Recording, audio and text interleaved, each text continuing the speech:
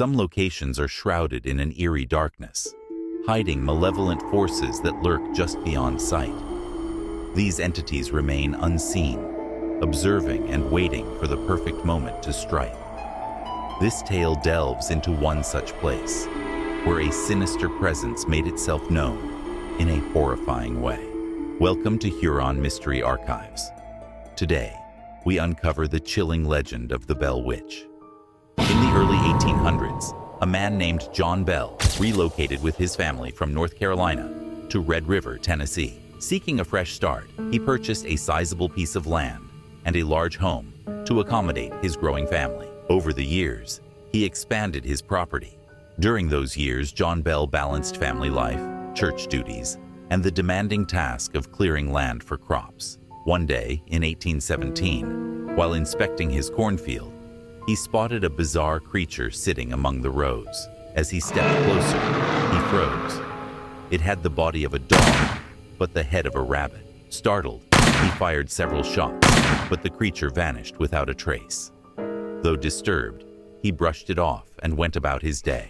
That evening, as the Bells sat down for dinner and later prepared for bed, the unsettling encounter lingered in John's mind.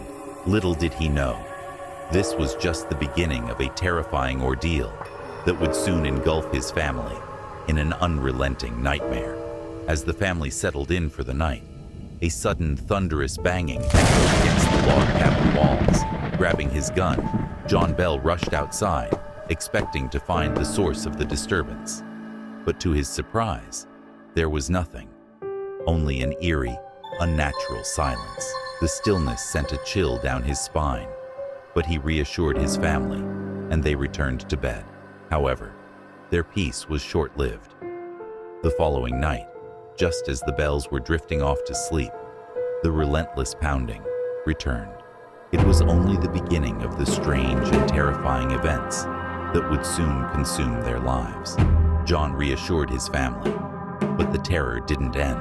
The following night, the banging returned, louder than ever.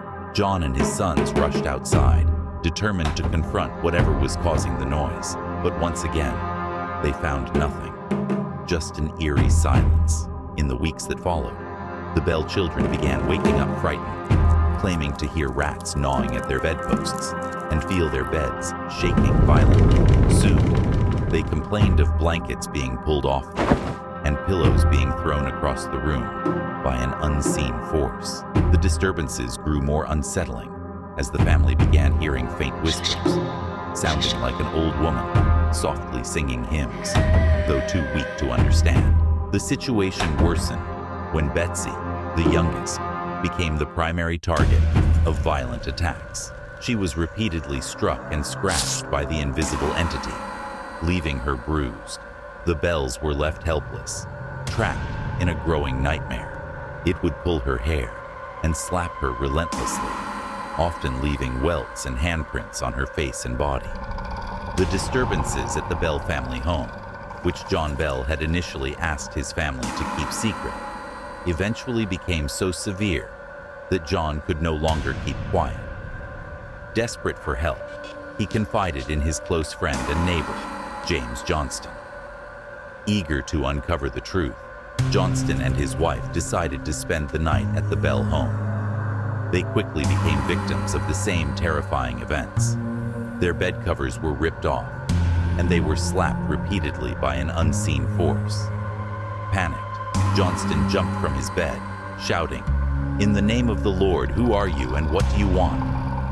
But there was no response. The once faint whispers grew louder and more distinct, now unmistakable. The voice began singing hymns, quoting scripture, and even engaging in intelligent conversations. On one occasion, the entity recited 2 different sermons, word for word, being preached at the same time in separate locations. The strange happenings quickly gained attention, spreading beyond the settlement to Nashville. Major General Andrew Jackson, intrigued by the reports, decided to investigate for himself. Jackson, who had fought alongside John Bell and his sons during the Battle of New Orleans in 1819, was determined to uncover the truth. He and his party arrived at the Bell farm, with horses pulling a wagon. However, as they approached, the horses suddenly stopped, unable to move the wagon forward. After several minutes of frustration, Jackson declared, "By the eternal boys, that must be the bell." Just then, a disembodied female voice spoke, telling Jackson he could proceed and would meet him later that evening. Miraculously, the wagon began moving, and Jackson and his men made their way to the Bell home. After arriving at the Bell home, Jackson and his men sat down for a long discussion about the strange happenings, including the paranormal activity. One of Jackson's men, a self-proclaimed witch tamer, brandished a small shiny pistol filled with a single silver bullet. He declared that nothing was happening because the entity feared him. However, no sooner had he spoken than he began to jerk violently, his body twisting unnaturally in all directions. With a loud crash, he was thrown out the front door, and the whole house heard a booming female voice curse him as a fraud. Terrified, Jackson's men begged to leave, but Jackson remained resolute, determined to uncover the truth. The men, including Jackson, decided to stay the night. What transpired remains unclear, but they left at first light the next morning, rushing back to Nashville. While it was never officially documented, Jackson later wrote that he'd rather face the British in New Orleans again than deal with the Bell. The paranormal disturbances continued to plague the Bell family, affecting them for years. Betsy Bell, the Bell's eldest daughter, was so affected by the events that she called off her engagement. The haunting persisted until 1820, when John Bell fell into a coma and passed away on December 20th. The following day after John Bell's death, the family discovered a small vial of an unidentified liquid in the cupboard. John Bell Jr. decided to test it by giving some to the family's cat. To his horror, the cat died almost instantly. At that moment, the entity's voice echoed through the house saying, "I gave old Jack a big dose of that last night, and it fixed him up." In shock, John Bell Jr. threw the vial into the fireplace, where it erupted into a bright bluish flame. Soon after, John Bell was laid to rest. However, this was not the end of the strange occurrences. In April 1821, the entity visited John Bell's widow, Lucy. It informed her that it would return every 7 years, and sure enough, it did.